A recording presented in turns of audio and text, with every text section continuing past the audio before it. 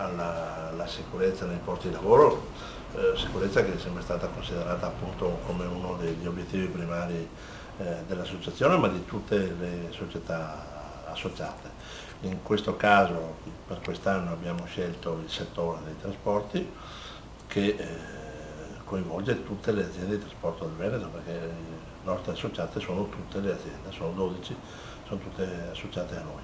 Possiamo dire che comunque questo primo intervento dedicato a tre di tutte queste aziende verrà poi implementato portandolo a tutte le aziende del Veneto. Sicuramente sì, abbiamo scelto ATV, ATVO e FTV solo per, giustamente come detto, per iniziare. È ovvio che poi tutto verrà diffuso anche alle altre 9 aziende associate, ma non solo, le pubblicazioni che abbiamo predisposto e le esperienze che raccoglieremo in questo prototipo di 3 aziende verrà anche diffuso all'esterno all'utenza praticamente, in particolar modo alle scolaresche che rappresentano l'utenza primaria del trasporto pubblico, ma che sono un investimento per il domani ovviamente.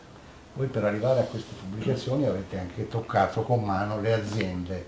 Per chi è a casa? Le nostre aziende venete nel settore trasporti sono comunque aziende decisamente affidabili o il tasso da migliorare ancora è notevole?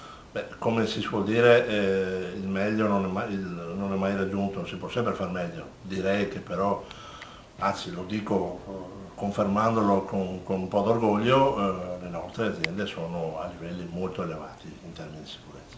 Da quello che avete potuto vedere, tra i 4 settori che avete preso in esame, quello che ha più necessità di istruzione?